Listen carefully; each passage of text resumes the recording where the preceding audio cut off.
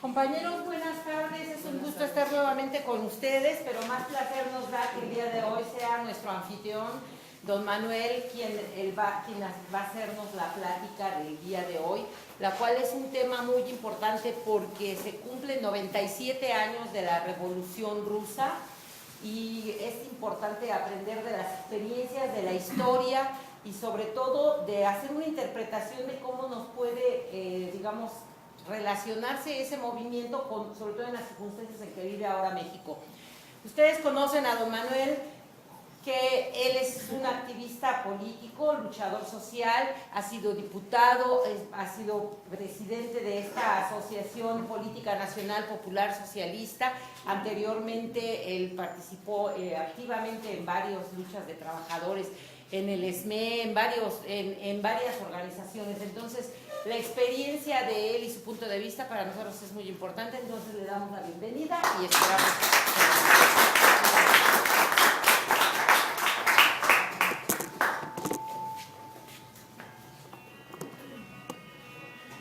Estimados compañeros y amigos,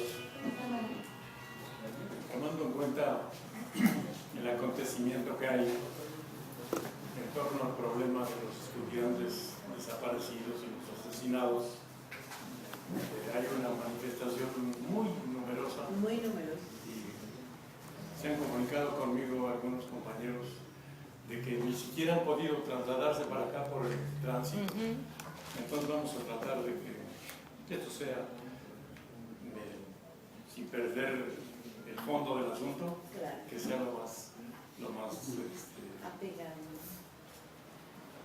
corto posible. Principiaremos con lo siguiente.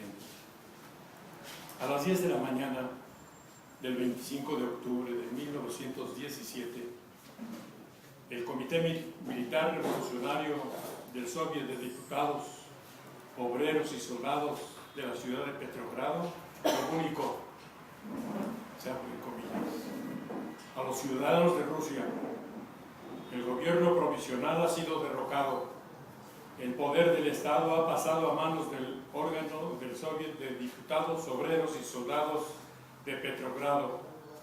El Comité Militar Revolucionario, que se encuentra a la cabeza del proletariado y de la guarnición de Petrogrado, la causa por la cual ha luchado el pueblo, la proposición de una paz democrática inmediata, la supresión de los terratenientes, el control de los obreros sobre la producción y la creación de un gobierno soviético está asegurada. Viva la revolución de los obreros, soldados y campesinos. Se cierran las comillas del comunicado. Nacía en este momento y con esta proclama la primera sociedad socialista en el mundo. Esta proclama anunciaba el fin del régimen zarista en Rusia, pero también anunciaba el nacimiento del primer régimen socialista de la historia. Es decir, anunciaba el giro decisivo de la historia de la humanidad, porque se dio la posibilidad de solucionar la contradicción entre fuerzas productivas y relaciones de producción, porque al pasar el poder a manos de la clase obrera, se liquidó la explotación capitalista, porque hubo una transformación profunda en la vida ideológica, cultural, espiritual de la sociedad. Se puso a prueba la responsabilidad del partido frente a las masas y su capacidad de conducción ante la nueva situación. En síntesis, este acontecimiento concreto materializó el pensamiento y los planteamientos teóricos de Marx y Engels, enriquecidos de manera genial por Vladimir Ilich Ulyanov-Lenin. La utopía, como muchos la calificaron, daba paso a la hermosa realidad de la instauración del primer régimen socialista de la humanidad, del primer estado en que desaparecería la explotación del hombre por el hombre. El hecho histórico de octubre de 1917, la estrella que naciera en territorio ruso sigue iluminando el camino de los pueblos que luchan por su liberación y por la instauración de regímenes justos.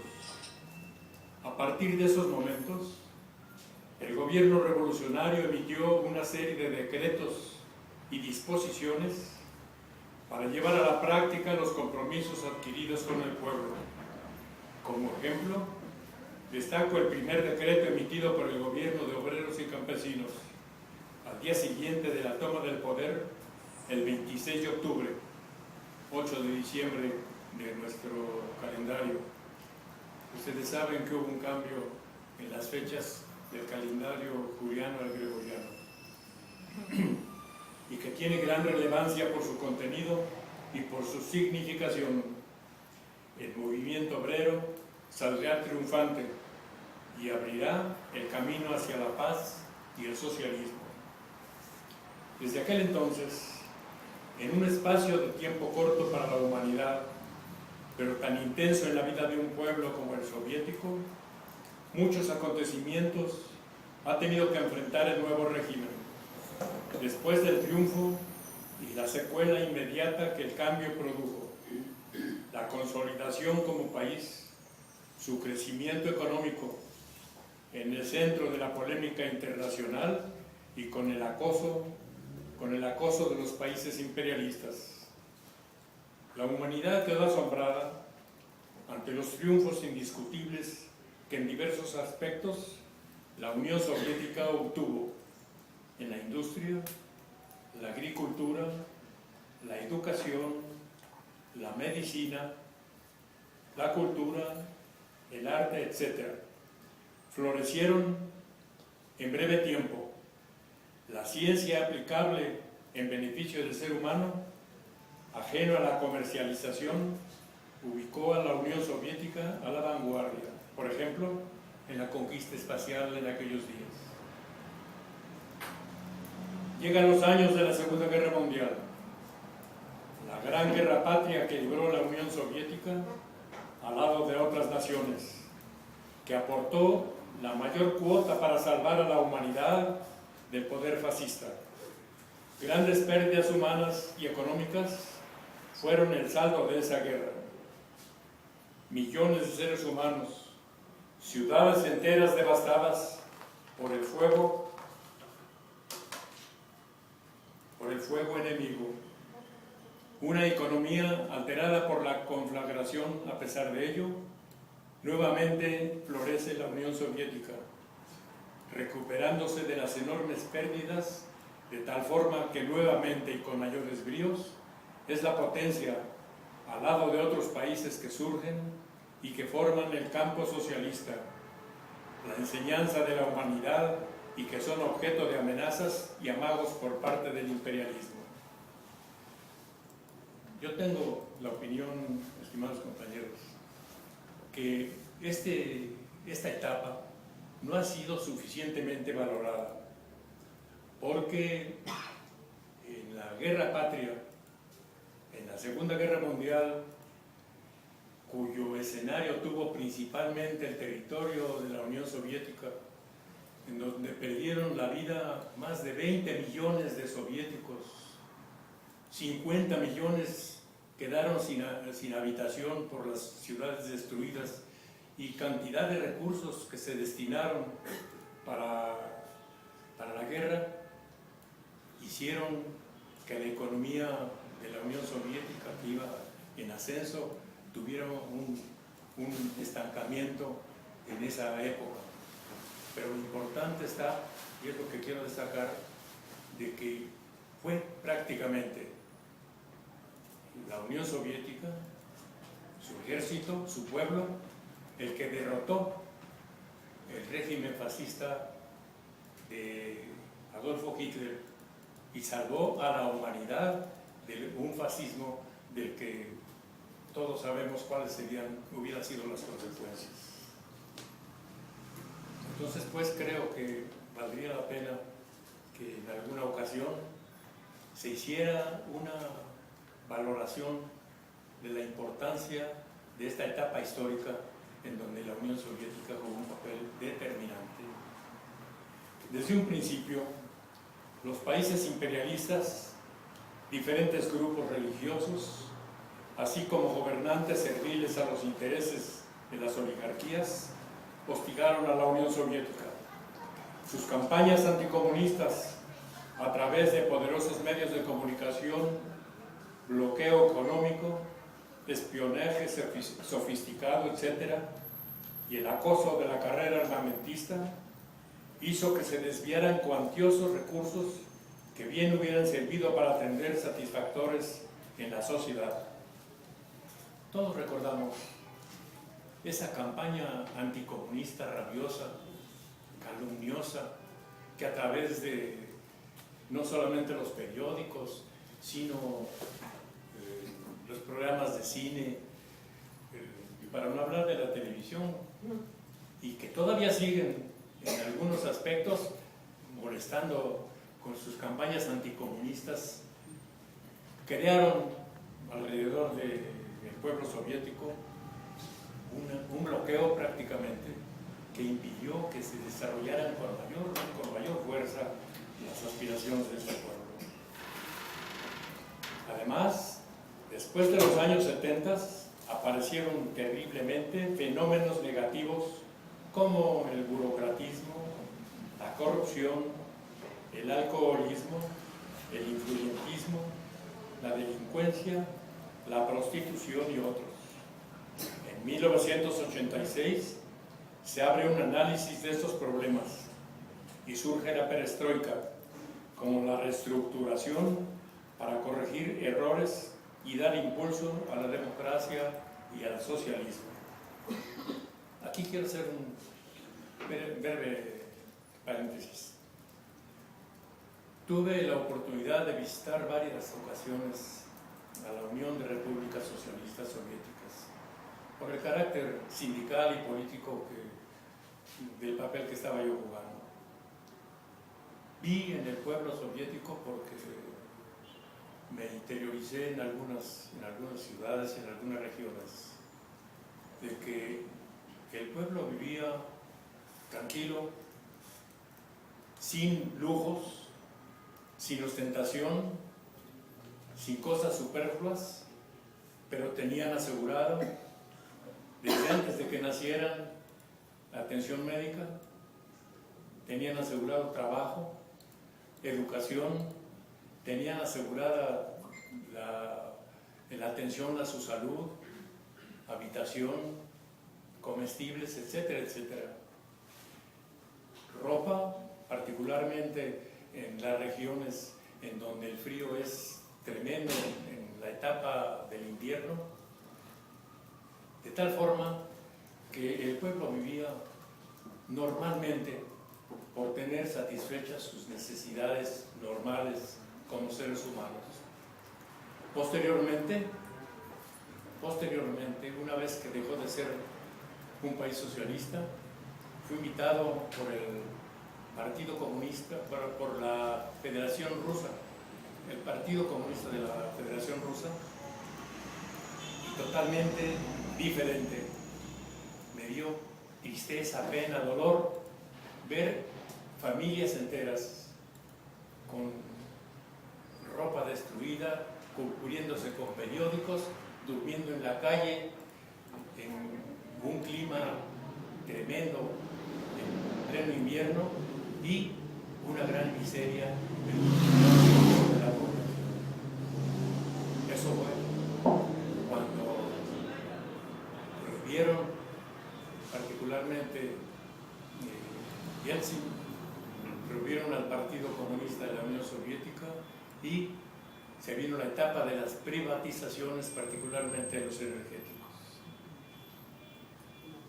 Sin embargo, el retroceso desde el punto de vista ideológico y la inatención a la educación socialista no pudieron revertir esta situación. La Unión Soviética fue declinando como régimen socialista. Sin embargo, el acontecimiento histórico más importante ha quedado plasmado como ejemplo de que es posible una nueva sociedad. Y no podríamos dejar de rendir homenaje a un genio de la Revolución Socialista, a Vladimir Ilich Ulyanov Lenin. Porque Lenin no solo fue un impulsor fiel del pensamiento de Marx y Engels, sino que desde el objetivo histórico enriqueció la doctrina basada en el materialismo científico. Su obra más importante, su obra más sobresaliente, es la creación del primer país socialista en el mundo, lo que algunos calificaron, como decía yo hace un rato, de utopía. Esa utopía él la hizo realidad. La historia de la humanidad, que es la historia de la lucha de clases, esclavistas contra esclavos, señores feudales contra siervos, los explotadores contra los explotados. Lenin demostró que es posible que los explotados tomen la dirección de un país. La compleja realidad en la que vivió lo hizo enfrentar problemas de los que salió siempre avante y le hizo enriquecer el bagaje ideológico para enfrentar nuevas situaciones. Demostró que sí es posible que la clase obrera, los explotados, cuando quieren conciencia, pueden dirigir los destinos de su país. Demostró que cuando los medios de producción están en manos del pueblo, estos sirven no para enriquecer a unos cuantos, sino para satisfacer las necesidades de las grandes masas populares. El pensamiento marxista-leninista sigue siendo vigente. La ideología socialista no ha fracasado. Fracasaron aquellos que se desviaron de la teoría marxista-leninista.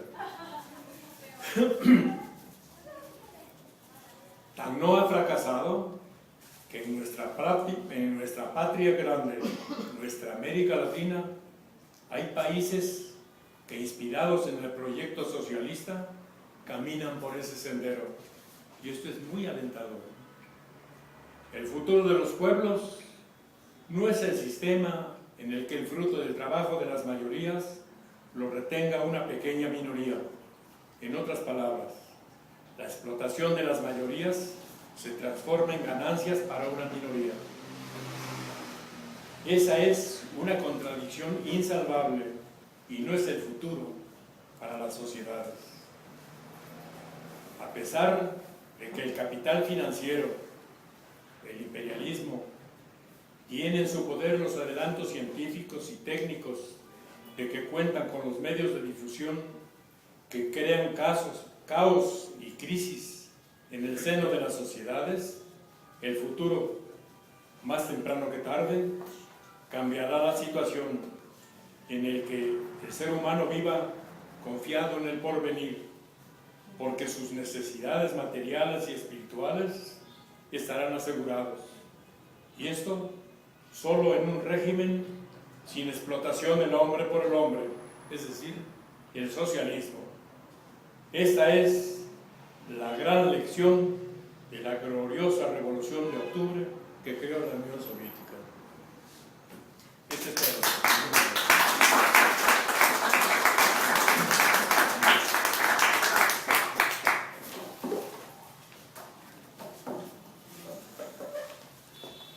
Bueno, pues... Quisiera agregar una sí, claro. cuestión más. Claro. El día de hoy, precisamente, nos llegó un comunicado del Partido Comunista de la Federación Rusa, heredero del Partido Comunista de la Unión Soviética. Y aquí se plantean algunos objetivos. Habla como puntos centrales la nacionalización de los recursos naturales y de las industrias básicas, en especial las del petróleo y gas. Quiere decir que tal parece que retrocedieron en la historia. Creación de condiciones favorables para la pequeña y mediana empresa, el restablecimiento de los subsidios para las familias con varios hijos, la entrega de viviendas a las familias jóvenes, el mantenimiento de la edad de jubilación existente, 55 años para mujeres y 60 para hombres, el programa de lucha contra la pobreza, el control de los precios para artículos de primera necesidad, la educación secundaria y superior gratuita, la ampliación de los derechos sindicales, el acceso de todas las fuerzas políticas legales a los medios de información, el fortalecimiento de la defensa del país, ampliación de las garantías sociales para los miembros de las Fuerzas Armadas y de la Policía. En política exterior, los comunistas quieren el restablecimiento voluntario del Estado de la Unión y prometen aplicar la política a base de los principios del respeto mutuo de los países y pueblos. Esto, estimados compañeros, como decía yo, nos llegó el día de hoy por correo y repito, tal parece que estamos regresando a la historia al régimen zarista. Muchas gracias, profesor.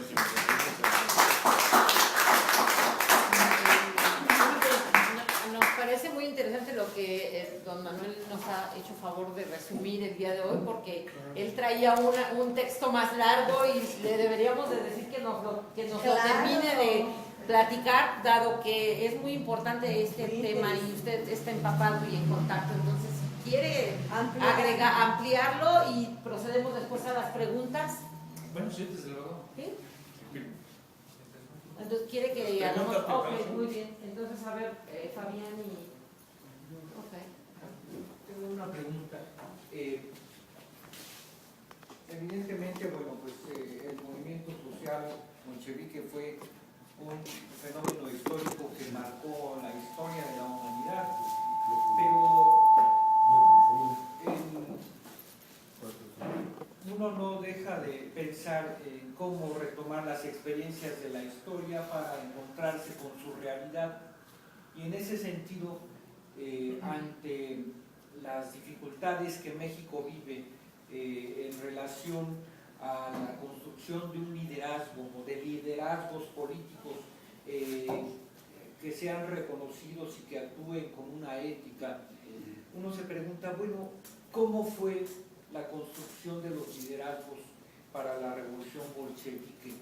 ¿Qué retos enfrentaron ellos? Porque sabemos que hubo problemas, sabemos que hubo confrontaciones con grupos que estaban motivados por el oportunismo, pero ¿cómo fue que ellos lograron trascender todas estas dinámicas y arrastrar precisamente a los trabajadores para transformar su país? ¿No? ¿Qué elementos podría señalarse o podría recordar sobre su rol con ese liderazgo político en la movilización? Esa es mi pregunta. Gracias. ¿Quiere que pasemos a las demás preguntas? Pasar a las preguntas, pero con el micrófono. ¿Sí? Yo creo que una por una, ¿no? Es indudable, y debemos recordar que desde que se inicia la gestión en la dirección del socialismo por parte del Partido Comunista y que forma la Unión Soviética, este régimen fue asediado por los países imperialistas. Lo bloquearon, lo calumniaron, lo ofendieron y veían en un nuevo régimen, el socialista, el enemigo fundamental del régimen capitalista que tenían los países imperialistas. Entonces, toda esa labor la hicieron permanentemente y contaron con aliados muy poderosos. Por ejemplo, un caso muy notable fue en Polonia. En Polonia surge el sindicalismo el sindicato Solidaridad, dirigido por Luis Valenza, tenía una comunicación con los aparatos más sofisticados y modernos con el Vaticano, Karol Wojtyła. Quiere decir que desde el Vaticano estaban trabajando para bloquear a un país que estaba dentro de los países socialistas y lo lograron utilizando todos los medios. Yo soy muy respetuoso de la religión, de todo ser humano, porque es un problema de conciencia que debe ser resuelto individualmente, pero critico enérgicamente quienes utilizan la religión como elemento político para luchar en contra de un régimen determinado. Creo que ese es un terreno que se debe respetar siempre, pero también un respeto recíproco para las actividades políticas y particularmente económicas. Decía yo, entonces fue sujeto a una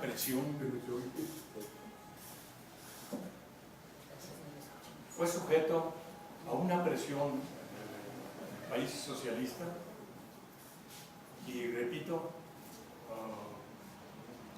una campaña de desprestigio, de calumnias. En la calle era común escuchar a personas que, influidas por la televisión o el cine o los periódicos, eran anticomunistas. Yo varias veces pregunté, bueno, ¿qué entiendes tú por anticomunismo? Pues no sé, pero lo dice la televisión. Entonces quiere decir que fue una presión permanente, que permeó las redes internas de la sociedad soviética, hasta que llegaron dirigentes que tergiversaron la gestión, descuidaron la educación, la preparación ideológica, y fueron creando los cuadros políticos que permitieron la transformación del régimen socialista ahora a lo que es la Unión Soviética. Entonces yo pienso que uno de los aspectos fundamentales que debemos atender es la preparación ideológica, para que sepamos por qué luchar, cómo luchar y cuáles deben ser los objetivos superiores por los cuales debemos actuar. No sé si haya quedado respuesta.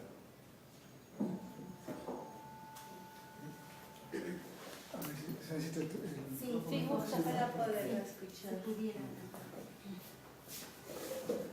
Gracias, muchas gracias. En primer lugar, muchas gracias a la brújula que nos permiten estar en este foro, interesantísimo, y sobre todo también a don Manuel. Aquí, y también siguiendo un poco lo que comenta Fabián, su pregunta acerca de los liderazgos. Aquí hay una cuestión que yo creo que es lo que tenemos que tomar como enseñanza para nuestra lucha política actual.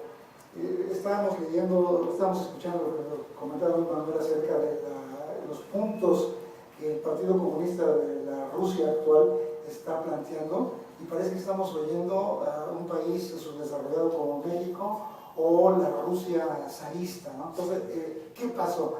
Hay una serie de rompimientos muy importantes en la práctica del socialismo, pero ¿por qué se dieron?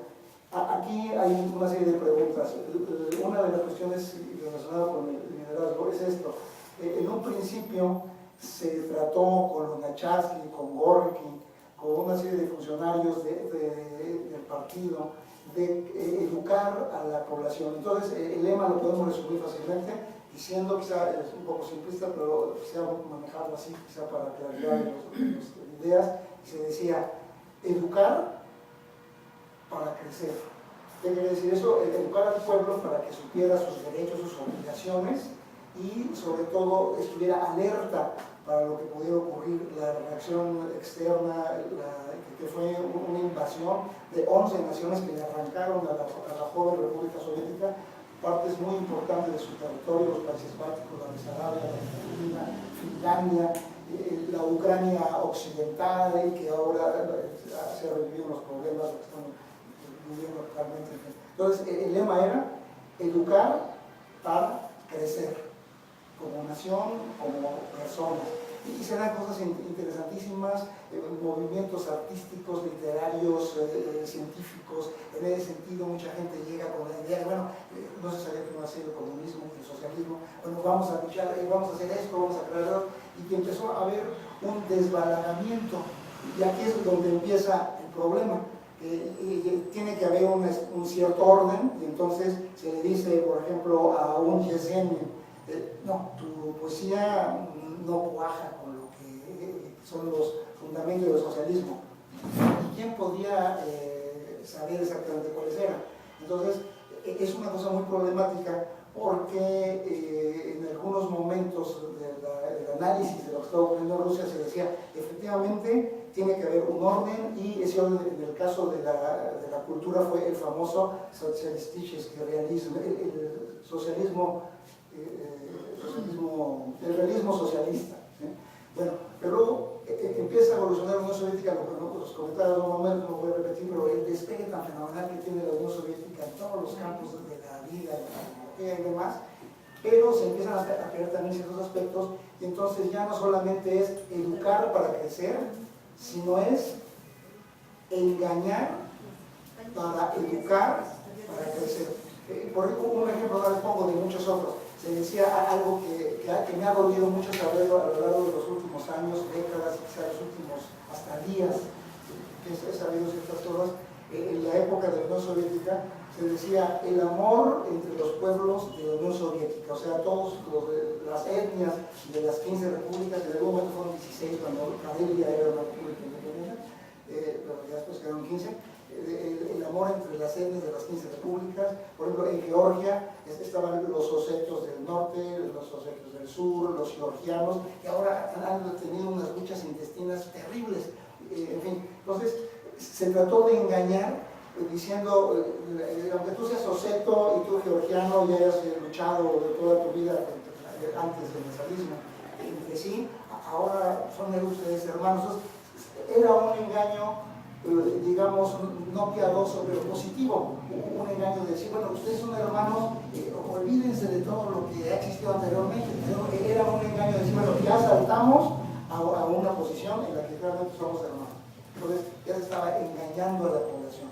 Luego, cuando volvemos a la cuestión, por ejemplo, de la ciencia, concretamente del arte, se tomó una decisión muy unilateral, que en algún momento yo personalmente, perdónenme por esta digresión, pero personalmente yo consideraba que el estalinismo tenía esa virtud dentro de lo negativo que ocurrió, tenía la virtud de ser una forma de enfrentar el acoso occidental, el acoso del imperialismo, pero eso trajo muchas cosas. Entonces, bueno, concretando, después se salta de la parte de que era educar para crecer, y después es engañar para educar, para crecer. Y luego hay un momento en que ya no es ni siquiera engañar para educar, sino es engañar para que una casta se mantenga en el poder.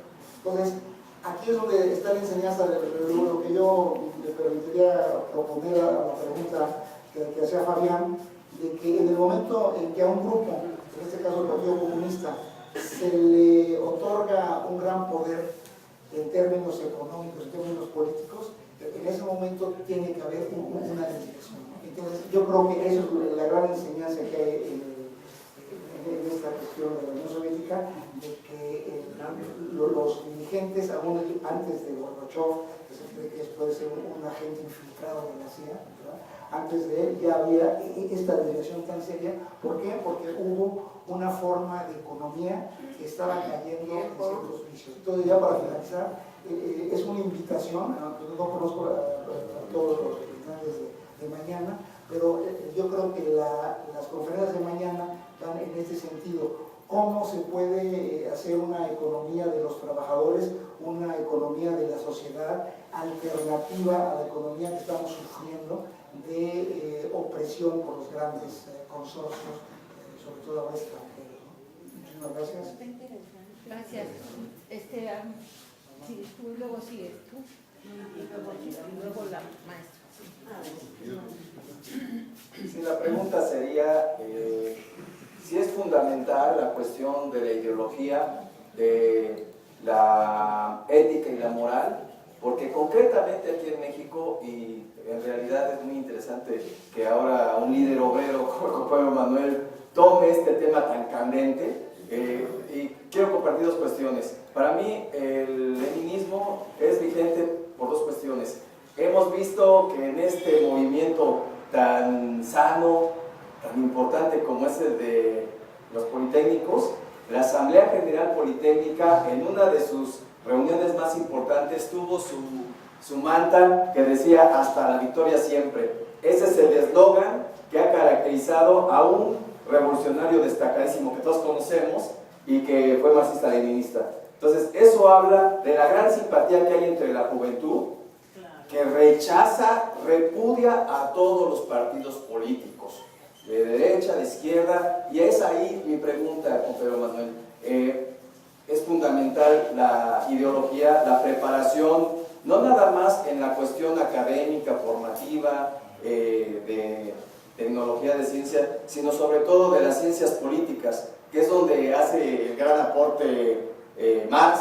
Recordemos que aquí en México una de las cuestiones que se tienen dentro de la cultura mexicana, que también no ha sido suficiente valorada desde mi punto de vista, es que el Fondo de Cultura Económica de la UNAM ha editado El Capital, que es, como muchos dicen, sobre todo economistas, la obra cumbre de Marx. Todo este bagaje ideológico pues ha hecho que una organización, una iniciativa ciudadana en la cual yo participo, y cada vez me siento no nada más comprometido, sino más asombrado de cómo ha logrado superar sus contradicciones, sus problemas organizativos, la falta de experiencia. Es una asamblea ciudadana, la Asamblea Nacional de Usuarios de la Energía Eléctrica, en sus principios habla de Lenin. Entonces, ¿cómo es esto? Quiere decir que entonces son vigentes los planteamientos leninistas. Yo francamente no le creo mucho a los intelectuales de mi país, a los cuales reconozco, pero yo veo que tienen que salirse de sus aulas universitarias e irse a lo que piensa la gente, el ama de casa. Nosotros como trabajadores, me pongo mi gorra porque ahora estoy en instalaciones, en supervisión, el sol me quema. Hoy todos sabemos que hubo una exposición de rayos ultravioletas impresionante, y la contaminación estuvo, pero que nuestros pulmones están trabajando al 100%. Entonces, creo que uno de los fracasos que ha habido en la cuestión de los fraudes electorales es precisamente que este sistema electoral antidemocrático, que ha provocado 5 fraudes, no 3, 5, incluyendo el de Zedillo y el de Fox, que fue la peor farsa, que más adelante los verdaderos estudiantes que ahora se están preparando en el Instituto Político Nacional, y que precisamente por eso fue el golpe que se les dio a nuestros muchachos normalistas de Ayotzinapa, porque ellos iban a la vanguardia ideológica, no nada más iban a preparar como profesores, como maestras y maestros, sino también tenían una fuerte convicción ideológica que les iba a permitir lo que no tienen los dirigentes partidarios, ética y moral. ¿Por qué se ponen a hablar sobre el estalinismo? Los compañeros, bueno, tengo muchos amigos trotskistas de maestra, y hasta ahí me quedo con esta cuestión para no herir susceptibilidades, pero yo sí soy muy crítico. No somos nacidos para perder. Nosotros hemos sido, y me incluyo, porque soy militante orgullosamente del marxismo-leninismo desde los 17 años, desde mis estudios en el Instituto Político Nacional a los 17 años, y voy a continuar hasta el último segundo de mi vida, pero yo sí critico que aquí estemos nosotros viendo hacia la experiencia soviética el derrumbe. Yo creo que si en 1000 años la Iglesia Católica, con todo y que trató de asustar con sus pecados capitales, ha convalidado primero el feudalismo, después los señores del capital, todas las injusticias en el país, ¿cómo podíamos pedirle a un régimen totalmente novedoso de 70 años, bueno, un poco más, que tuviera contradicciones, si sabemos que uno de los motivos principales de la psicología que pregonan los norteamericanos es que el hombre es el lobo del hombre? En 70 años no se podían superar cuestiones como la Santa Inquisición, los Borgia, el egoísmo, todo eso no se puede esperar. Y estamos viendo aquí en México, y con esto termino. Creo que la cuestión, a reserva, es una pregunta, la cuestión ideológica es fundamental. No somos nacidos para perder. En España se está formando, gracias al rechazo de la población, de los sindicatos, de los obreros, de los que trabajamos a diario, de las amas de casa, de todos los que sostenemos y que somos la gente, el Podemos, que parte de una experiencia chilena, que fue fundamental el motor del Partido Comunista Chileno glorioso. Y eso yo creo que es lo que ha faltado aquí, llámese Morena, llámese PRD, llámese PT, llámese lo que sea. Buen esfuerzo por los compañeros, que me perdonen, y de veras ofrezco sinceramente disculpas a mis amigos, tengo muchos en estos partidos que he mencionado, pero creo que la escuela de paros ha faltado.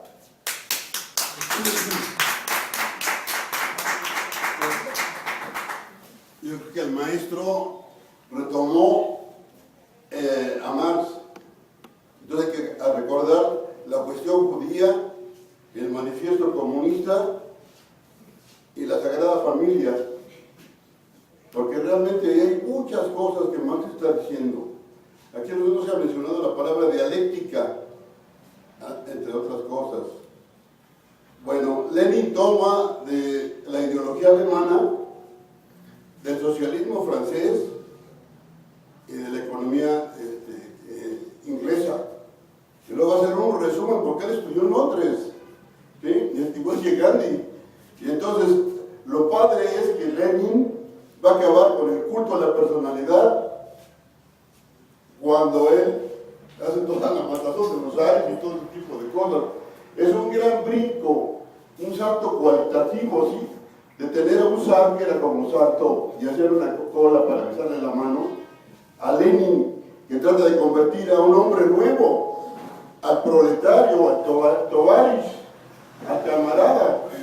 Entonces, otra cosa que hace Lenin es que es un gran convocador, un líder que se suba a, digamos, los grandes foros y les habla con una facilidad, con una claridad transparente a ellos.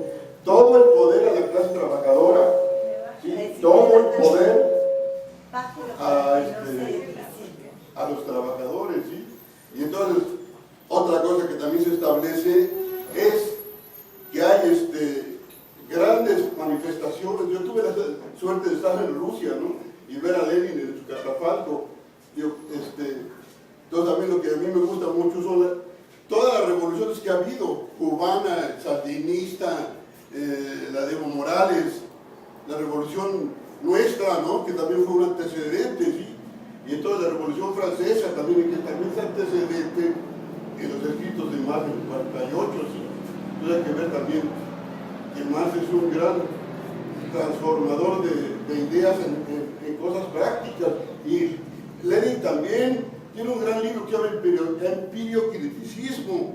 Entonces la ciencia la convierte en práctica, en praxis, ¿sí? Lo que decía Gramsci, también es otro ideólogo que va a ir a la cárcel, no a la cárcel gratis. Y entonces hay en sus etapas, porque de esta distribución, digamos, de la riqueza y las fuentes a la población, digamos, las casas, como también le hicieron en Cuba, ¿no? Todos tenían casa. El error de esto va a ser después la centralización que va a ser con Stalin, ¿sí? Es que el poder tiene que ser distribuido y también tiene que estarse fijando, tiene que tener estrategias y tiempos, ¿sí? Si no se corrompe. Entonces lo que estaban haciendo de Ayotzinapa y esto, pues está ahí latente todavía las revoluciones, y ahorita urge absolutamente hacer una segunda revolución. Sí. Si la independencia no nos está logrando, una segunda revolución, por favor. Gracias.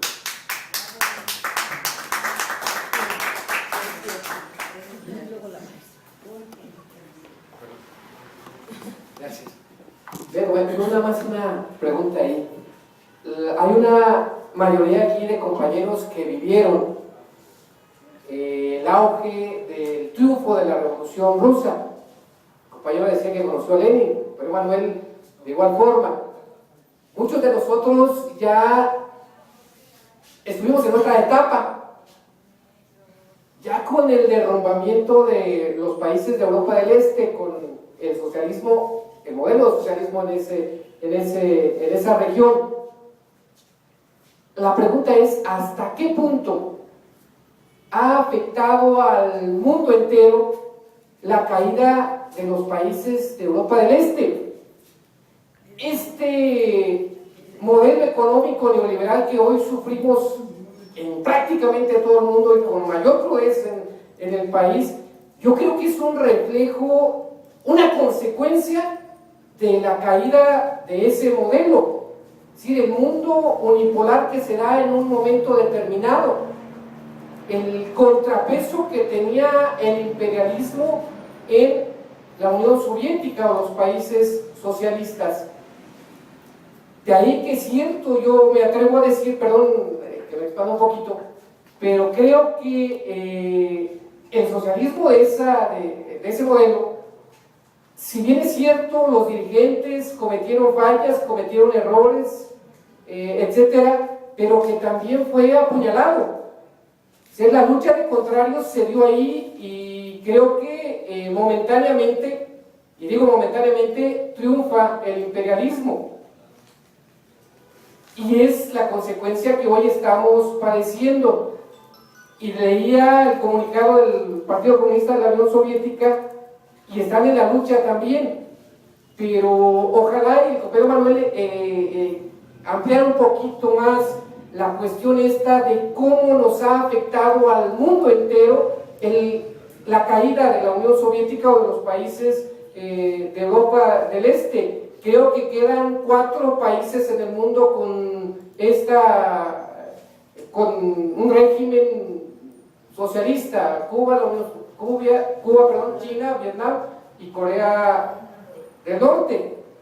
Campea el imperialismo en el mundo y las consecuencias ahí están. Alguien decía, por ejemplo, el maestro Romero decía, los revolucionarios estamos condenados a la victoria. Pero si no apresuramos el paso en estos momentos con todo el problema del deterioro ambiental, pues vamos a instaurar este régimen en la Luna o en otro planeta, porque aquí en el planeta Tierra ya no vamos a poder. Esa es la pregunta. Gracias.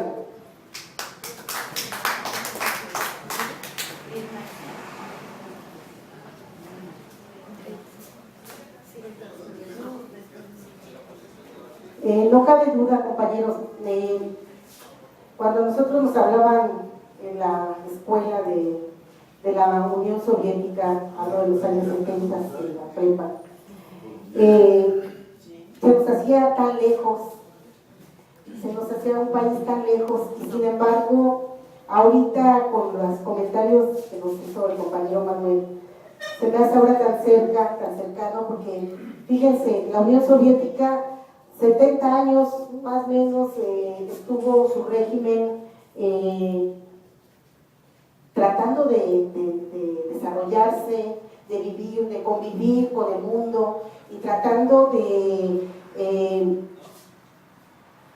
borrar de parte de la humanidad todo vestigio de explotación o de formas de vida que ahora las seguimos viviendo, ¿no? Me refiero a la humildad que hay en la gente, la pobreza, el hambre, enfermedades, etc. Y esto me trajo a recuerdo que nosotros igual tuvimos una revolución mexicana que duró igual 70 y tantos años, ¿no? También en desarrollo, compañeros. Y es que las revoluciones, yo creo que no son, les decía yo la vez pasada, no se decretan de la noche a la mañana. Se van desarrollando y se van formando y se van conformando y se van gestando, de tal manera de que todos los seres, todos los miembros de la sociedad formamos parte y tenemos que ser actores. Cuando hemos dejado, creo yo, cuando hemos dejado que otras gentes o que nos hemos apartado, nos hemos vuelto apáticos en la participación política, cultural y social de nuestras sociedades, es cuando pasa este tipo de derrumbes. Porque nosotros permitimos, compañeros, que lleguen al poder partidos que se dijeron de izquierda y que nunca lo fueron. que llegaron, igual nos está pasando yo creo aquí en nuestro país, compañeros. Por eso yo creo que la reflexión es hacia este tipo de cosas, ¿no? ¿Hasta dónde hemos permitido como sociedad que esta gente se inmiscuya en los poderes políticos y que decida a nombre de todos nosotros, decida hasta la vida, ¿no?, de nuestros jóvenes normalistas? Gracias, compañeros.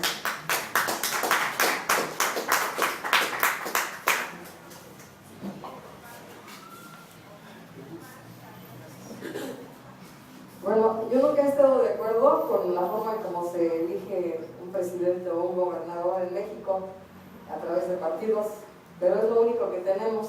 Y si lo rechazamos totalmente todo, incluyendo a Morena, que es nuestra esperanza, pues ¿qué vamos a hacer? Porque para rechazar todo es porque hay que tener una propuesta, porque no digo, tiro todo y después de eso, ¿qué sigue?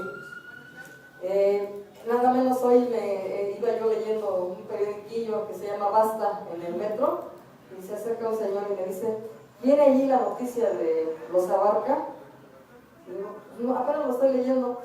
Y lo abrí delante de todo, me relojé rápido, y dice, son los que mataron a los estudiantes de Ayotzinapa. Y le dije, porque le dije, no sé ni de qué me está hablando. Y ya fue cuando salió la pareja ahí, que dice una pareja de un hombre y una mujer. Entonces le dije, saqué la hoja del periódico y se la regalé.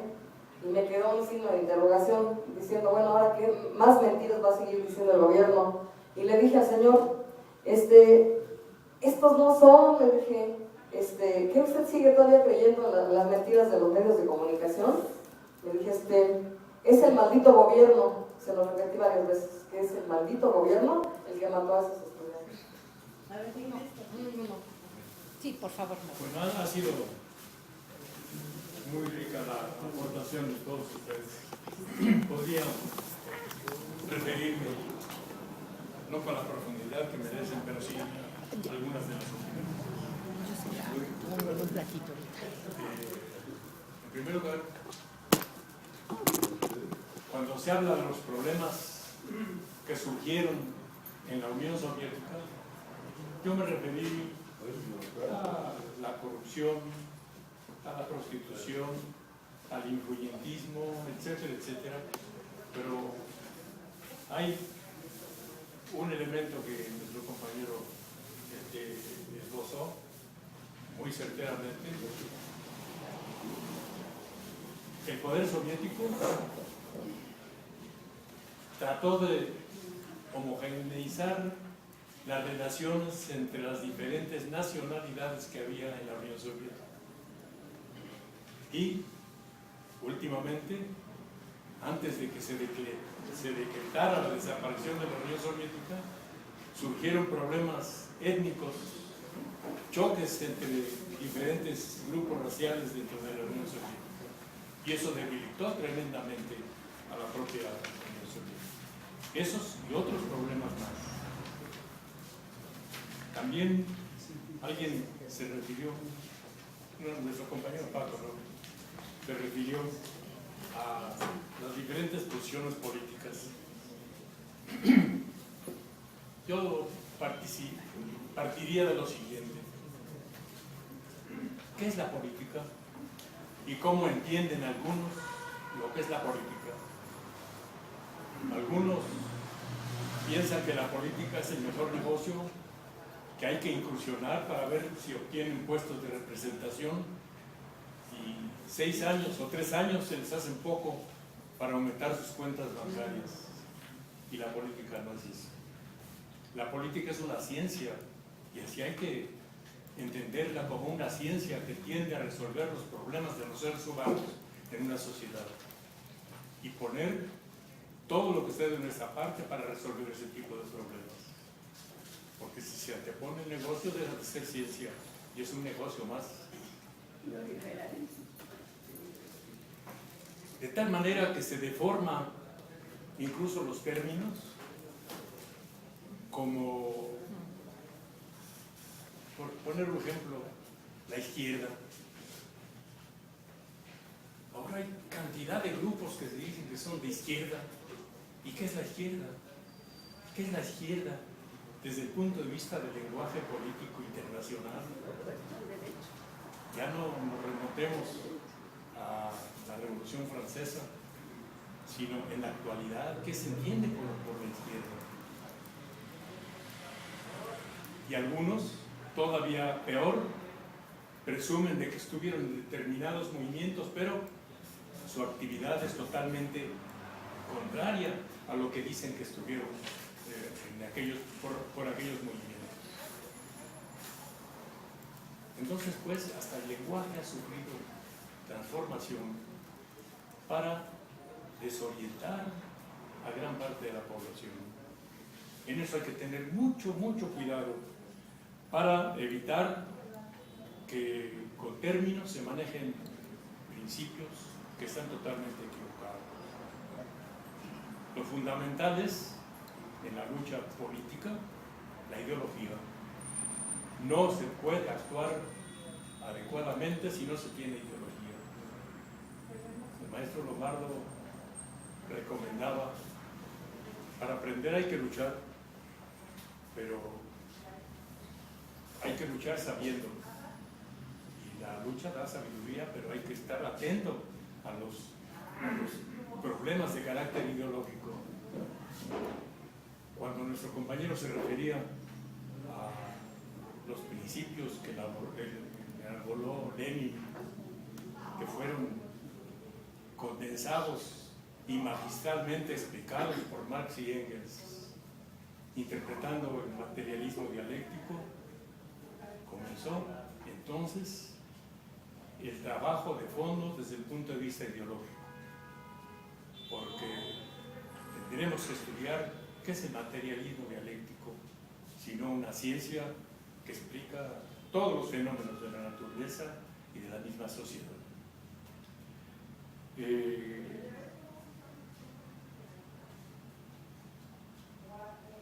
¿Cómo repercutió la desaparición de la Unión Soviética en el mundo? Recordemos no solamente el papel tan importante que jugó la Unión Soviética en la Segunda Guerra Mundial, sino posteriormente en los acuerdos que tuvo, particularmente en los últimos tiempos, Gorbachev con George Bush, para detener una tercera guerra mundial. Tomaron acuerdos para no utilizar las armas nucleares en cualquiera de sus aspectos. Entonces quiere decir que la Unión Soviética era el contrapeso al campo capitalista. Y eso de ninguna manera le gustaba al imperialismo, de ninguna manera estaban satisfechos, porque independientemente de la riqueza material que el régimen socialista creaba para satisfacción de sus ciudadanos, estaba el ejemplo político para otros países. Por eso es explicable la política en contra de la hermana República de Cuba, porque ese ejemplo le dolió mucho y le duele mucho a Estados Unidos de Norteamérica, porque veía en Cuba un gran prostíbulo al que se iban a divertir cada fin de semana y se les perdió. Se les perdió, ¿por qué? Porque tienen el socialismo como una meta fundamental.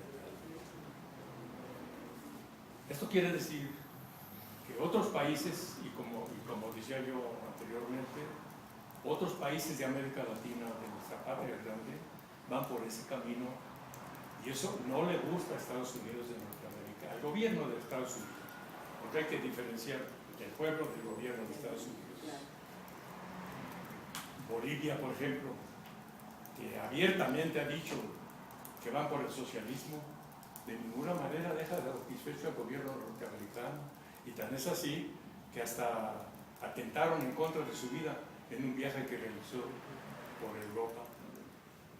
Entonces, pues, independientemente, decía yo, del aspecto material que la Unión Soviética daba como satisfactores a sus ciudadanos, estaba el aspecto político que servía como ejemplo a otros países que vieron que era posible ascender a niveles superiores de vida a través de regímenes sociales. Y una de las repercusiones precisamente de la desaparición de la Unión Soviética es esa, de que la Unión Soviética, según el imperialismo norteamericano, fracasó en el socialismo, y eso es totalmente falso. Los principios del socialismo, los principios del marxismo-leninismo, los principios del materialismo dialéctico son vigentes y no tienen hasta este momento una mejor contradicción con otras teorías de carácter filosófico. Ahora bien, volviendo a Cuba, ustedes deben saber que allá por 1960-61,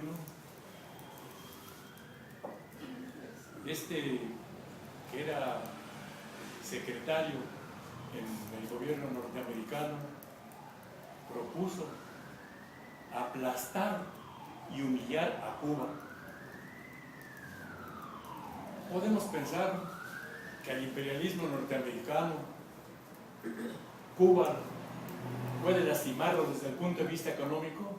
Evidentemente que no, pero políticamente Cuba es el ejemplo y ha sido el ejemplo para muchos países, no solamente de América Latina, sino de África, y con su actitud tan fraternal, tan solidaria, con una elevación de principios que no tiene igual. Ha sido muy importante la presencia de Cuba en el terreno político. Entonces, pues, no olvidemos los medios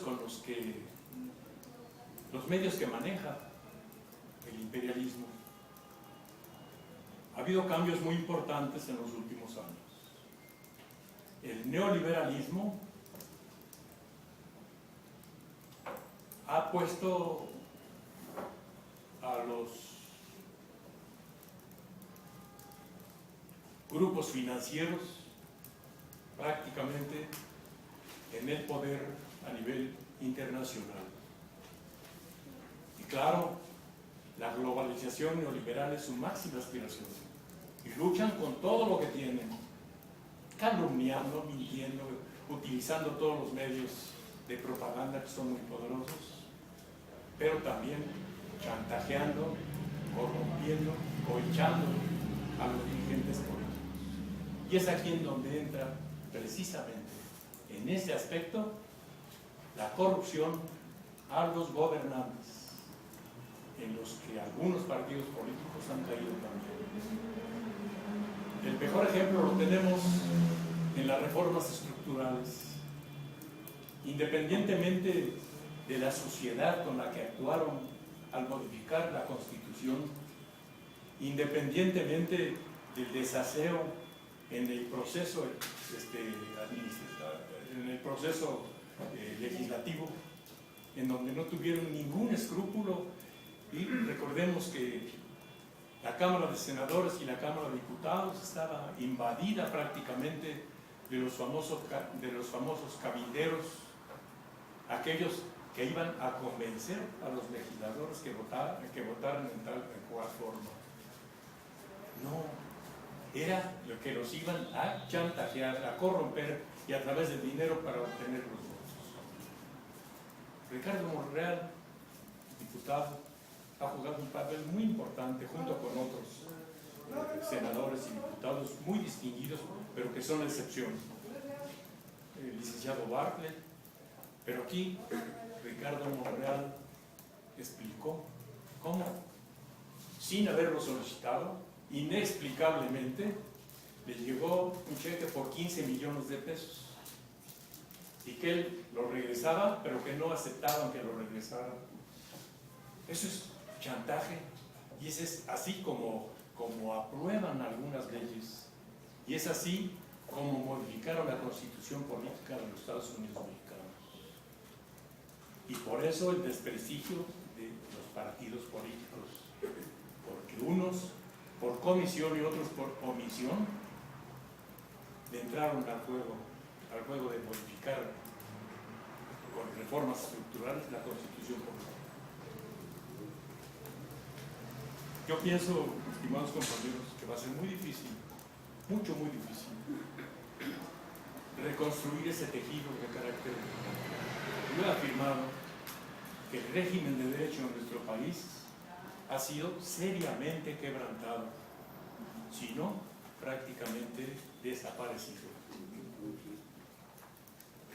Teóricamente son 3 poderes de gobierno en nuestro país: el legislativo, el judicial y el ejecutivo.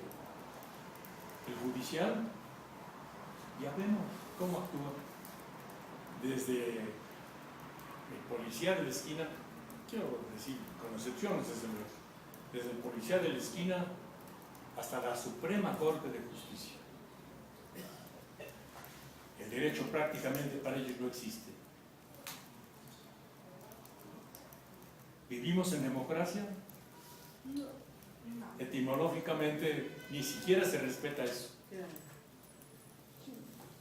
Cuando el pueblo puede o quiere opinar a través de una consulta, la Suprema Corte de Justicia, que eso es anticonstitucional. El Poder Judicial, repito, está totalmente en contra del pueblo. El Poder Legislativo, ya vimos cómo actúan la inmensa mayoría de diputados y senadores. Y el Poder Ejecutivo, más vale que no opine yo, porque sería muy lamentable la opinión que tuviera yo que dar. Pero tenemos un presidente servil, subordinado a los dictados de las empresas transnacionales y al gobierno norteamericano. Las modificaciones a la Constitución, independientemente de los aspectos parciales que tienen, ha hecho que perdamos soberanía e independencia. Y nada hay más valioso para un pueblo que su soberanía y su libertad. Pero si constitucionalmente no existe, está en grave peligro la soberanía y la independencia de nuestra patria. Las reformas estructurales han desaparecido prácticamente los derechos de los trabajadores. Ahora, difícilmente alguien puede jubilarse decorosamente, porque el outsourcing, la separación tan fácil, las maniobras que hacen para desaparecer las empresas y a los trabajadores, los hace inmunes para poder darle derecho a la clase trabajadora. Entonces quiere decir, compañeros, que desde ese punto de vista, los partidos políticos, particularmente aquellos que participaron del pacto por México, yo diría el pacto contra México, no merecen sino la repulsa del pueblo de México. ¿Por qué? Porque se prestaron a un juego sucio en donde va de por medio la soberanía y la libertad de nuestro país. Entonces yo creo, compañeros, va a costar mucho trabajo recuperar lo que se ha perdido en tan poco tiempo. Una revolución como la mexicana, que cuando México tenía 15 millones de habitantes, murieron 1 millón de compatriotas nuestros, y que en esos días, antes de la Revolución Socialista, nació la constitución más avanzada del mundo, porque incorporó derechos sociales para la población.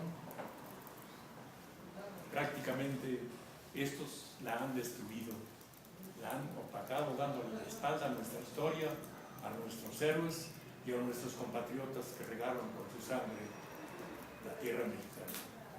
Entonces, pues, compañeros, yo creo que va a costar mucho trabajo, pero no va a ser imposible.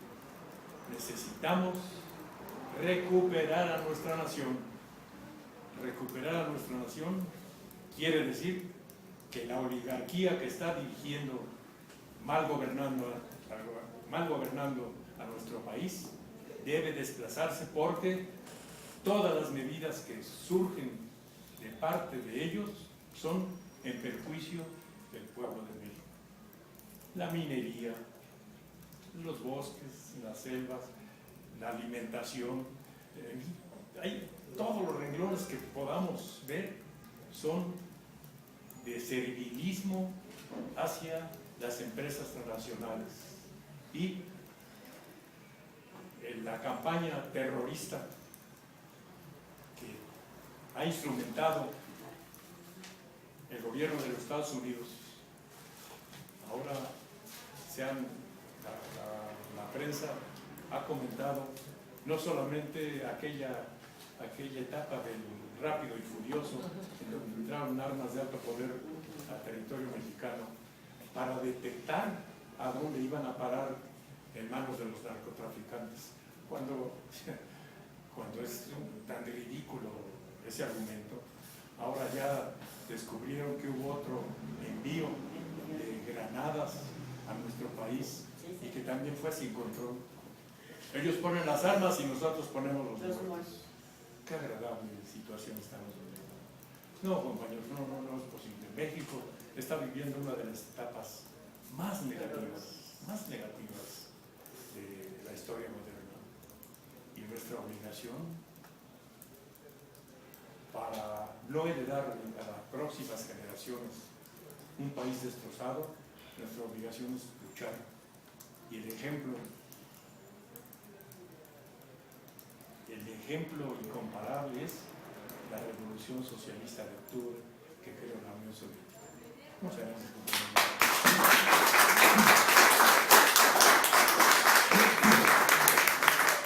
Pues muchísimas gracias, don Manuel. Ha sido muy interesante y es un honor para todos que nos haya usted compartido sus conocimientos y su experiencia y sobre todo su opinión. Y esperamos que no sea la última vez y ojalá podamos repetir esta plática para que llegue a los compañeros que por motivos de la marcha no pudieron llegar.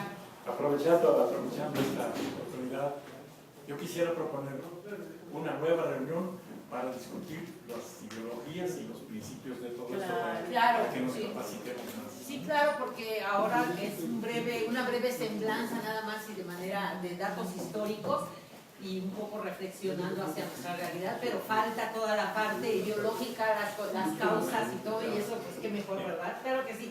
Te queremos dar muchas gracias.